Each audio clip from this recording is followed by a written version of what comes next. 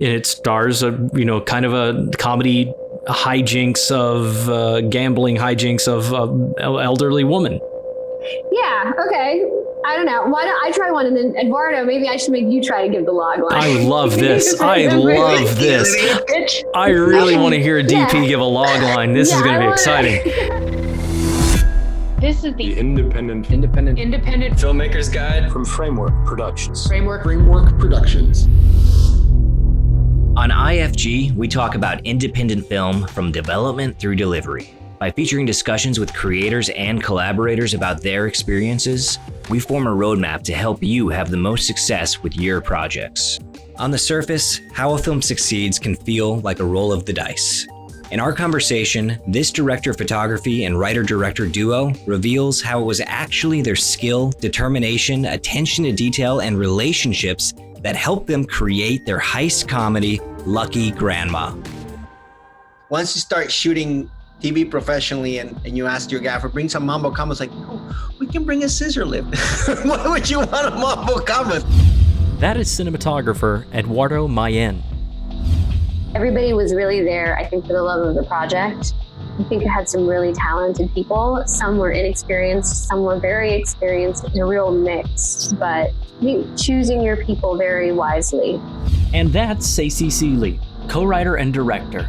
The story behind the movie, I mean... I'm your host, Stephen Pierce. So I always say it's sort of inspired by those actual Chinatown buses. So you're in New York, right? Yeah.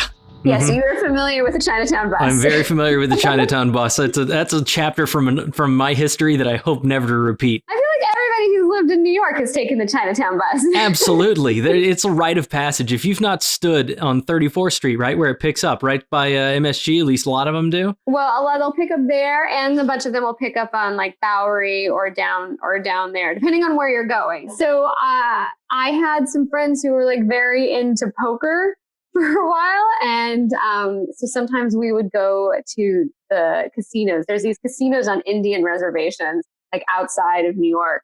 And you can take the Chinatown bus to the Indian reservations. And so that's what I would do because I was in my 20s and I was broke. So my mode of transport was the Chinatown bus. And I would be like the only person under 50 on this bus. And yeah, and you have to understand that these buses that go to the casino, they are like a party bus because they leave at 5 or 6 p.m. and they come back at 4 o'clock in the morning. So this is like a party bus full of senior citizens and me, basically. You're all like planning for a night out. It's like a cruise without the shuffleboard. Totally. And so I don't know, I kind of had the image or the idea for that scene on the bus, which kind of, sets everything in motion. That was sort of like a little bit of the impetus behind the idea. At the time, nobody wanted to make a movie about an old woman, particularly one that was in Chinese. And it was, pre-Crazy Rich Asians. And even though people love the script, we couldn't get the financing together. Can you sum up kind of the high points of the story or of the movie? Well, it's like, to me, it felt like a Coen Brothers movie in Chinese. It's a total heist. It's a heist film with a lot of comedic moments. Coen Brothers movie in Chinese. I mean, that's a great pitch. Yeah. And with all these amazing characters. What was that like? I mean, how did you go about casting? Let's start there. Unfortunately and fortunately, our lead was in every single scene of the movie. And she was 85? She's 85. She's 86 now, but she was 85 when we made the movie. So, we have a window of capturing that magic. And then she's got to go rest. So we were looking for a grandma. And when we first started, I was not planning on casting an 85-year-old. I was like, no, I'm going to make my life easier. I'm going to find a nice, spry 70-year-old. And I'll just give her a little makeup or something. So, we started doing auditions, reaching out to people, making lists, the things that you do when you cast. But, nobody was really grandma. We were having trouble finding her. And Sai Chin is like, she's definitely known in the Asian American community, in the theater community. She's Auntie Linda from Joy Luck Club and has been around a long time, although she's never really had a chance to do a lead role like this before. It's a great role for somebody. I mean, something about her as well that's super unique, I think, is that she's been in 2 James Bond movies 40 years apart. She was in You Only Live Twice in 1967 and then Casino Royale, right? Yep. She's had a very interesting career and a very interesting life. She was on my list, but I thought that she was too old because the character is 80 in the script and Sai was 85. And, you know, I was just like, I don't even know if she's acting anymore. Like maybe she's retired or something. But a friend of mine went to the 25th anniversary screening of Joy Luck Club, which was playing in LA. And Sai was there doing the Q&A. And he called me immediately afterwards and said, I don't know, Stace, she seems pretty spry to me. I would talk to her. And so when I got that phone call, I was like, okay. Sent her the script, got on a plane 48 hours later, had like met her for dinner. We had like this epic 4-hour crazy dinner with like many bottles of wine. I love this woman. Yeah, she seduced me or I seduced her or something. I don't know. She spent like the first like half hour telling me all the reasons like I should not cast her. She's very funny, but sounds perfect for the character though, kind of reluctantly stubborn. She was like, I'm not going to run. I'm like not going to swim. I'm not. I need a rest. And I was like, I don't care. Great, you'll be grandma. Did you find her agent and just send it that way? Yeah, we got it. We got it to her through her manager or agent, one of those. Okay, so that's when things started to turn to making the movie. Well, the movie was happening regardless because we got the financing from a grant from Tribeca and AT&T, and we had to make a movie and deliver it within a year of getting the grant. Oh, interesting. So, was that like, I'm sorry, I don't know much about that process at all. Well, that was sort of how we got financing for the film, which was really like a Cinderella story. You know, it's very unusual for independent films, but basically, you know, we'd had the script, had tried to raise money for it, but it was basically like sitting in a drawer. You know, I was like working on other stuff. I was directing some TV and commercials and stuff, which is how I met Eduardo.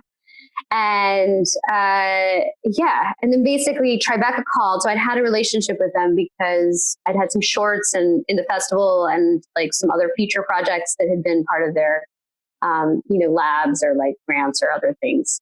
So, you know, in independent film, like all of those things matter, right? Like your relationships with Sundance, with Tribeca, with Film Independent, all of those stuff, you know, spans years usually.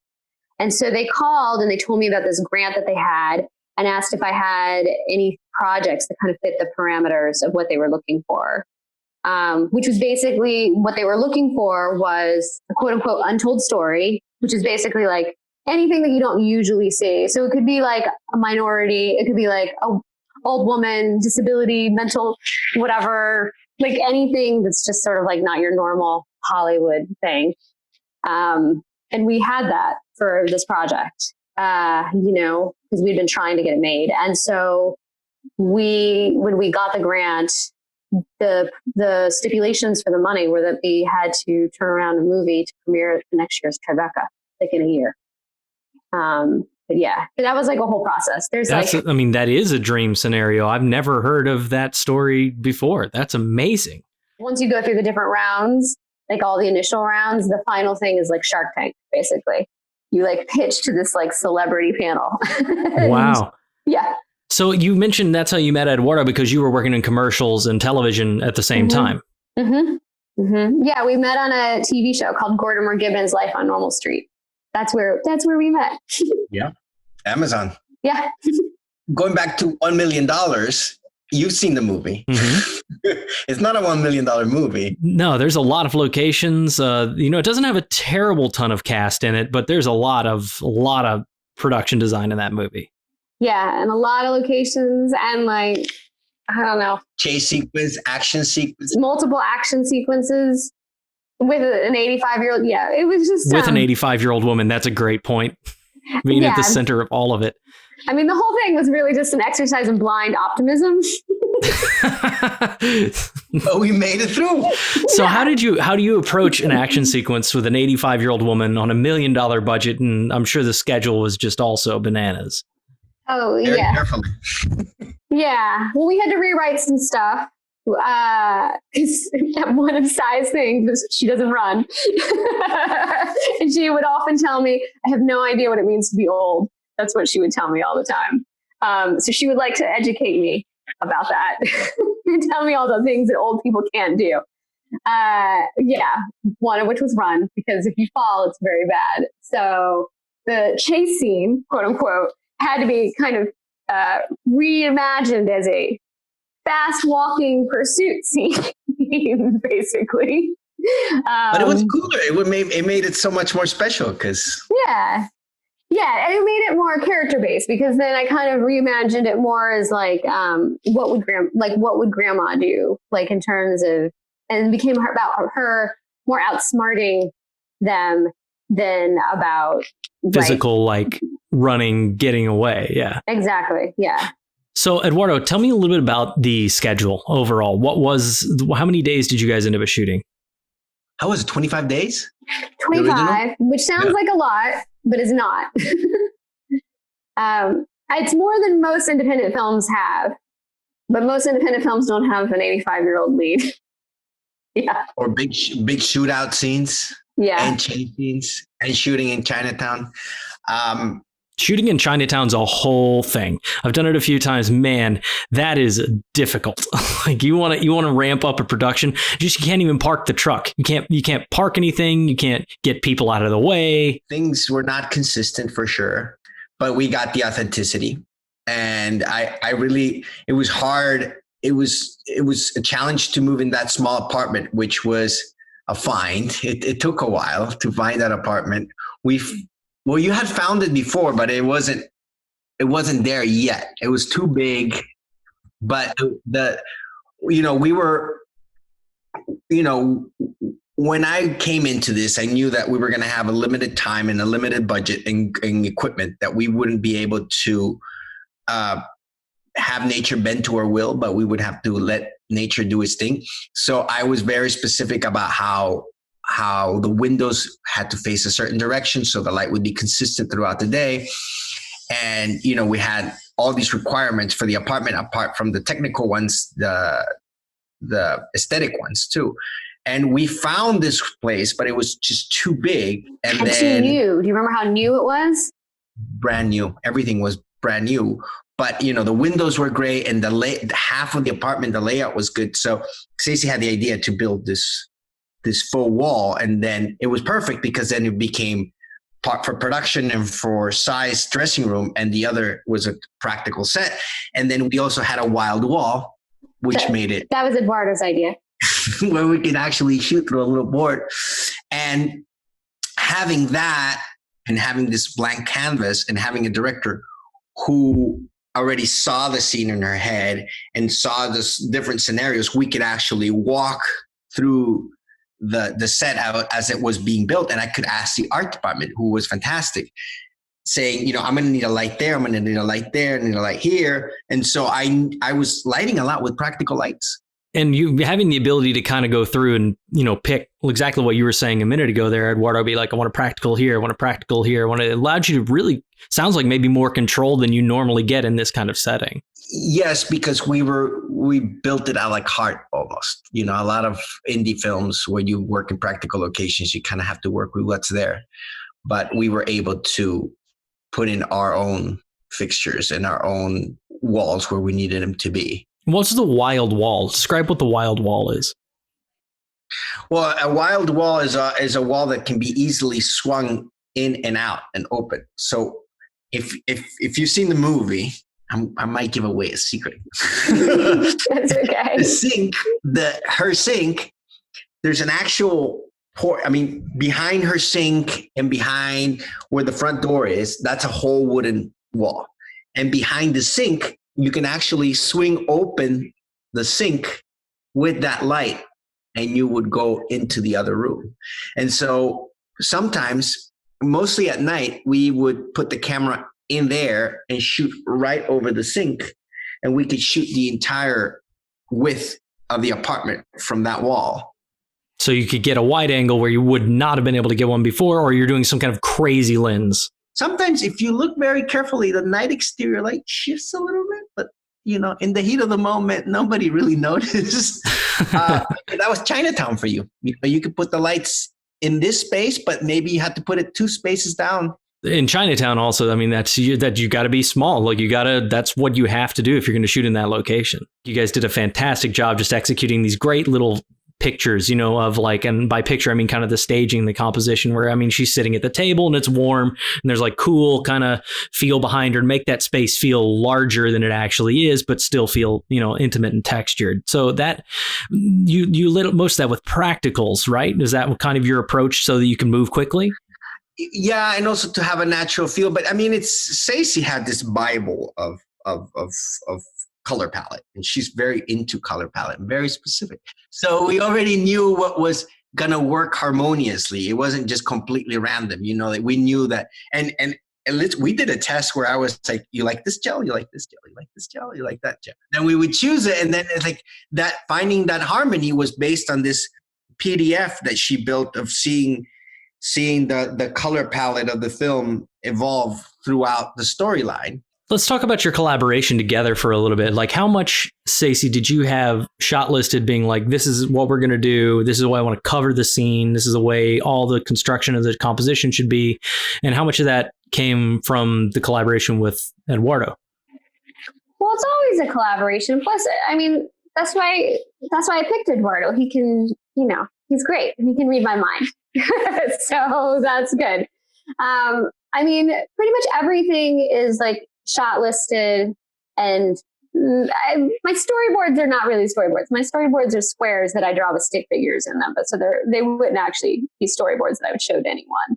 But they're shot listed, and we also, like for the stuff in the apartment, we were able to go there together. How were you finding these locations? When we had a location manager, so Joanna Liu, who's also co-producer on the film, she was our location manager, but also Jenny, our co-producer, kind of came through with a lot. So Jenny, just to like describe Jenny, she's like the godmother of like all production in Chinatown. So she works on like pretty much any production that shoots in Chinatown, whether it's like a giant Hollywood thing like The Joker or like our film. If it shoots in Chinatown, Jenny works on it. She's like a badass. She's a teamster. How much prep did you guys end up doing? We had a nice chunk. Yeah, although we still kept losing locations. So it was like kind of sometimes ineffective prep, I would say. But it was a nice creative exercise. How many weeks were you on for prep, Eduardo? It was like 3 weeks. 3 weeks of prep, right? I don't know, something like that. 3 or 4 weeks or something. I still have my record of the most paces in one of our location days. I think we walked about 12, 15 miles that day. Wow. Up and down Chinatown. And I learned the different Cantonese and the Mandarin side of Chinatown. And that's, a lot of things were completely finally fleshed out after our walks through Chinatown. And some things she adjusted, she liked a little bit more, or we got other ideas, but it was great to walk around and just see all of that and then sit down with the locations that we had and map things out based on what we had. And then a lot of the things, are kind of, there was a lot of creativity and try to problem solve a lot of that. Like the sauna was a sauna that we built that was like in a random, what was that? It was like a dental office that was like attached. Dental office. That was attached to the bank. What camera did you guys what did you shoot on? What lenses? Were you using a variety of lenses? We used the Alexa Mini. Actually, no, the Amira. We wanted the Alexa Mini, but we could only get an Amira, which actually turned out liking more. The problem with the Amira is it's a little bigger, and every inch in that apartment counted. What was your base lighting package? How did you operate? Did you have basically a 3-ton that you were just rolling around, or did you'd go for mostly LED stuff? I was like, what was your game? Well, it depends on the location. Sometimes we didn't have a grip truck. I mean, we did have a little cube truck where we kept lights, but everything changed depending on what we were shooting that week or the next couple of days. Oh, so you'd grip out, you did your packages per week, per day? Sometimes, I brought special stuff for like the night interiors. I brought big special lights and then I sent them back. And then the basic stuff was really basic, was like an LED kit, a couple of like an LED cart kit, a couple of LED panels, a couple of daylight units, and I mean that's about it. And that allows you, I mean, that's very smart. That allows you to quickly move around scenes, cover stuff, and not have to do total whole relights. You can dim a lamp up, dim a lamp down, pull something a little bit this way, this way. That was the idea. So what is the release now look like for Lucky Grandma with, I mean, COVID has really thrown a wrench into everybody's plan. So how is that playing a role into what your strategy is moving forward? Yeah, well, I mean, it's all making it up as we go along, pretty much. So we came out May 22nd in virtual theaters, quote unquote. So that was sort of a new plan. We were originally supposed to have an indie theatrical release in August. You know, maybe I think it was like a 30 city kind of release. It's still small, you know, and we just weren't sure, like, if movie theaters were going to be open. I mean, I think we still don't know, right? If movie theaters are going to be back open, if anybody would be going, etc. So we kind of put our foot on the gas. We actually hadn't even delivered our DCP and stuff to our distributor yet, and kind of, you know, got everything to them in a hurry. Kino Lorber, you know, the sort of like stalwart indie distributor, they kind of pioneered this, but basically it's a way to give indie and art house theaters revenue during COVID. So it's basically just streaming, but you, instead of going to iTunes or Amazon or something like that, you go to like a specific link for your local art house theater. And then they share the revenue with the distributor and the filmmakers, just like they would in a theatrical release. And, you know, they're not getting any revenue right now. I mean, at all, like, except for these streamers. So like, if let's put a pitch out there, like if you want to like support like the Angelica or the Alamo Drafthouse or like any of your sort of local art house theaters, if you go to their website, there's a bunch of films that are streaming now that are being released this way. You're the first person I have talked to that has a film currently showing in virtual cinema, some that are about to release. So how's that experience been for you? And how's it, I mean, because it was your initial plan, were you connected to a distributor before you were going to film festivals? No. So we had a sales agent when we premiered, and then finding the distributor was sort of like the normal song and dance. And we really wanted, I mean, the irony is that we took a really long time to make a deal because we really wanted a theatrical release, like a lot. We felt like, so we kind of gave that up. But, you know, on the other hand, you know, all the newspapers and press have been reviewing these virtual movies as if they were theatrical releases. So we were still able to get the same reviews and press attention that we would have gotten, I think, if we had opened normally. Gotcha. I mean, the virtual cinemas, fewer people are going. Like, you're not going to get the box office that you would get from normal theatrical. You know, it's just not, I think nobody knows what it is, basically, because it's pretty new. But we've actually been able to show in more cities than 30 because, you know, there's not the physical limitations on theater booking because, you know, like a lot of small town art house theaters have like maybe 2 screens or something, right? And like, if you don't perform, they'll change out pretty quickly. But now there's like less pressure on opening weekend and things like that because since it's like streaming, they can hold more titles than they normally would. What was your post-production process like? Everything was very fast on this film, I would say, a little faster than normal. A year sounds like a long time, but it's not actually because we didn't really start moving. I did some script revisions. We got the grant in April. Then I was booked, me and my producers and my co-writer, Angela, we were booked on other things. Like we had to like get out of other obligations, like to suspend our life for like the next year to work on the movie. So that took a little bit of time. And so during that period, we did some polishes on the script. And we didn't really start casting, like we hired a casting director to start casting until June. And then casting was a long process. And then starting like everything up.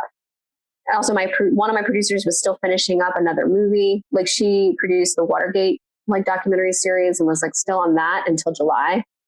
Then we shot in mid-October through November. Is that right, Eduardo? And then we did a second pickup in January. that Eduardo couldn't shoot. And so I edited some, we started editing some like after that first production period till Christmas. But then I didn't see, because we were missing the entire casino sequence in like first act of the movie, really.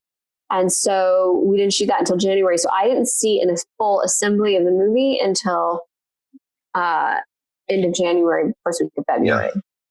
And then I had to picture lock by March. Yeah, I guess you're kind of in a unique situation because you had that back end of Tribeca where you had to get in and you have to finish it. And finishing usually takes surprisingly longer than everybody always thinks. You know, Exactly. Yeah, mixing in color is even after you picture lock, there's still a lot of work to be done to get that delivered. Oh yeah, if I could have like a few extra months, I definitely would have taken it if I could have had a little bit more time. But also at the same time, I mean, you get to make a movie, you know what I mean, off the grant. I mean, that's a hell of a great deal. Yeah. And we shot a little bit later than we wanted to because because casting took a lot longer than we thought it would. And also because Corey, so who plays Big Pong, he's from Taiwan. We had visa issues with him. So we pushed the shoot because he couldn't get into the country to work. As a hurdle I'd never thought of being an issue is like, the getting people to work temporarily in the U.S. Oh, yeah. No, it's like a whole thing. And it has not been made easier under the current administration. What kind of crew were you working with? And I mean, mostly like departmentally. How many people were there on a given day? I mean, it depends. You know, I had 2 camera assistants and 2 grips and 2 electrics. Sometimes we would need a couple more people, depending on the location we were lighting, when we were shooting. But that was the core crew for me. And then, you know, there were an on-set dresser who was also a prop master. Everybody did a little bit more than normal. Yeah, but it was good. We all felt like filmmakers. You know, we all seemed like we were invested in it, and so that made it more special. If you were giving advice to people who were making their first indie film or maybe their second or something, what would you take away from making this process that you'd say to them? Now, don't underestimate the importance of a good UPM and line producer. That would be one. You know, there are things that I hadn't really spent that much time thinking about before, you know, and so I have a lot of opinions and thoughts about the DP and the production designer and the composer and things like that. But we have a good line producer and UPM that will make your life way better. That would be number one. And then I would say, you know, the one thing that I'm really, really happy with for the movie is I think I really love the team that we assembled generally. You know, everybody was really there, I think, for the love of the project. I think it had some really talented people. Some were inexperienced, some were very experienced. It was a real mix. But I think choosing your people very wisely as much as possible and having good mojo on set, I think, is very important. I mean, pre-production is always key. And I think the other lesson is less is more. I feel like sometimes I was trying to impose a little too much. And then when I was watching the dailies or watching the final cuts, like, oh, I was going really fast here. And it was, I just put one little light, but it's one of my favorite shots in the movie. Wait, which one? I won't tell you. When she's hiding, you know, when we had to turn around, we did the other shot and she's very dark, but she has just enough light. And I just liked how mysterious that looked. And I think if I would have had a little bit of more time, maybe I would have put more light, but I actually like how it looks now. And I feel like working on these indie movies, I adapt my style too. It's like, oh, I can actually get away with this. And actually it's more emotive. So in August, Lucky Grandma will be available on transactional VOD and like other platforms, probably, most likely. So if people wanted to learn more about you all and your upcoming projects, where should they go and what are you guys working on? I'm definitely working on quite a few things. Some things that haven't been formally announced yet. So we will see. But yeah, hopefully I'll be doing another movie soon, very soon as production goes back. But, you know, for the meantime, I'm going to be writing. I'm spending quarantine writing. And do you have an Instagram or something where people should follow you? Oh, yeah. I have an Instagram, Stacey Seeley. See, it's very easy. Very easy. Very easy. How about you, Eduardo? I have an Instagram. It's Eduardo E. Mayen, Mayen. But the last show that I did is called Cherish Today. You can watch it now on demand if you're stuck in quarantine. It's a love story. It's an anthology love story of 9 episodes, so it doesn't take that long. But yeah, that was the last thing I did. Okay, great. So they got their entire budget from a grant. Yeah. First time I've ever heard. That's a first. And that is incredible. I mean, and like, Tribeca called her. The relationships, as she said, in independent filmmaking especially, it's all about the relationships, and what a takeaway that was. And again, I do think that, they tried to raise the money. They were ready to go. They had their materials together. Opportunity came. There you are. You're ready. So that again just is, even if you don't sell it right away and it doesn't look like it's moving, got to keep churning, keep moving forward. Don't get bogged down, on just the way, just because you feel like something isn't moving. It sounds like there are a lot of locations to the film, but in the discussion, it sounded like so much of it, at least from what they were saying, it sounds like a lot of it was based in that apartment, or that apartment was so crucial to me.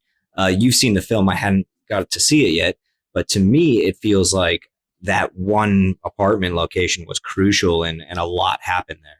Yeah, it really did. And also I think they did a lot. It's $1 million budget is not a lot of money. Like, I know it is a lot of money, and even like in an indie world compared to some indie films, but that movie doesn't look like $1 million movie. And also it's got, to build a wall and apartment like that and own that location. That's a lot. You're taking on a lot of, costs and needed resources to do that. Something I keep taking away that I've heard now several times is people in indies don't have the locations. They have, a couple, maybe key locations, and then they keep changing as they just kind of go in and make it happen. Mm-hmm. Yeah, absolutely. Well, and she also said, a couple of great takeaways. She also said, don't underestimate, a good UPM and line producer, which we have learned that lesson for sure. And something that a lot of people it's not even on their radar. Yeah. Yeah.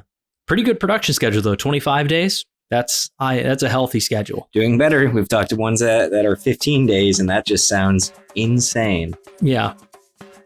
Filmmaking is a collaborative experience, and so is this podcast. Follow us on Instagram at framework_productions for upcoming episode announcements, and leave your questions in the comments for our future guests. The first 10 to comment are immediately entered to win a monthly prize. Please take a second to subscribe so you know about future episodes, and leave a review. It really does help us. For more information about today's guest, visit independentfilmmakersguide.com to see visuals, diagrams, and to see links to the episode in video and article form. IFG is a community, and we want to help you in your filmmaking process. Hi, I'm Chris Siaco, an independent filmmaker from Astoria, Queens, and I'm reading the credits. IFG is created by Framework Productions and directed by James Allerdyce. It's produced by Matt Mundy, edited by Audrey Rae McHale, and hosted by Stephen Pierce. The music is by Glassboy. Find his music on freemusicarchive.org. See and listen to all episodes, plus bonus content at independentfilmmakersguide.com. Thanks for listening.